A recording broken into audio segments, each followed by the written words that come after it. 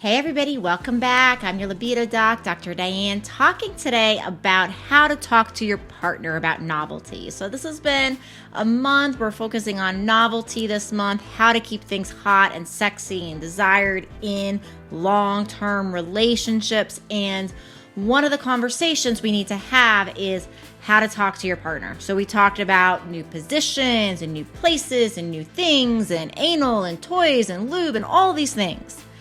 I would encourage you to explore the conversation outside of the bedroom and not in the middle of the act.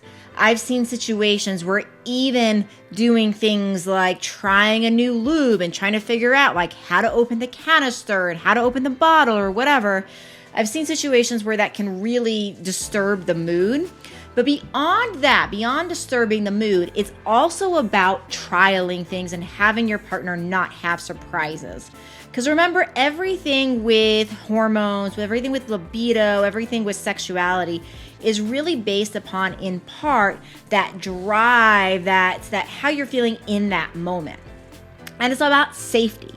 And sometimes when things are not talked about in advance and we bring them into sex like kind of last minute, like let's say we try a new vibrator, we try a new, oil, and like it might have a different sensation, it can leave a partner feeling a lot of different things. It can leave a partner feeling in part something like, what is this? What did I do wrong? Are they not interested in me? Are they not turned on? So they can get all of these thoughts going on in their head. And we want to make sure they never have that association, right? So we want to keep the bedroom and the sexy time associated with sexy time. And if we try a new toy and we introduce it wrong, there might be this memory that gets formed of that toy and them feeling sexually threatened or unsafe or unsure. And then all of a sudden there can be that trigger of every time they see that toy that brings that memory back.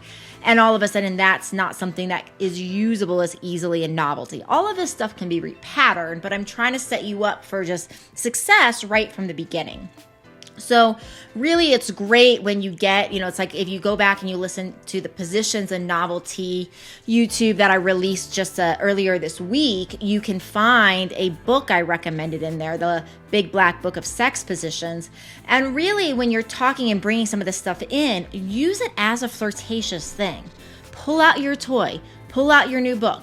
Talk about this sort of stuff. Talk about what they're interested in. Talk about what they're nervous about. Talk about their turn-ons, and make sure that this is always done in a way of adding to, not taking away from, and not because there's a problem, right? It's not saying that we're not trying to address any problems that are there, but because there's so much ego wrapped around sexuality, I've seen so much more good come from, hey, I want to add on to our sex life and make it even hotter and even juicier, or rev it back up to where it used to be. I know we can do it. We've had such hot sex in the past. Here are some of my ideas. And, and open up a conversation. Can we talk about our turn-ons? We should talk about our turn-offs too, right? That's a really important thing to know. So I'm not by any means suggesting that, if your partner sucks your toe and it's like the biggest turn-off in the world, you want to tell them that. But what I'm suggesting is that when we come at these conversations, we want to come at these conversations by almost first this building up of like, I love it when you do this, or that feels good, or I'm interested in going deeper there, or try this, that would make me feel pleasurable. And, I'm really excited about, being lover with you and even deeper.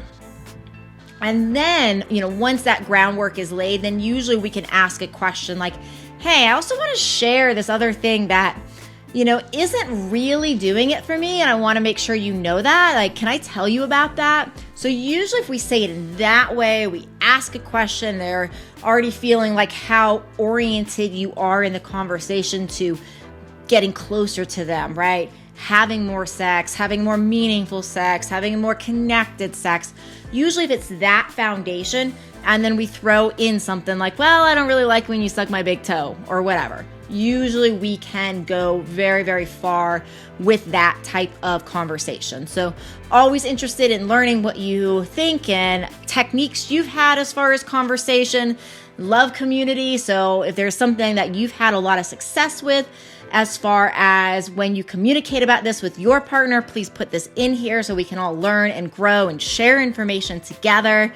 You'll find information about me and my next class in the show notes. It's pretty easy, mylibidodoc.com/masterclass. And as always, reminding you to stay sexy, classy, and a little badassy. See you in the next one.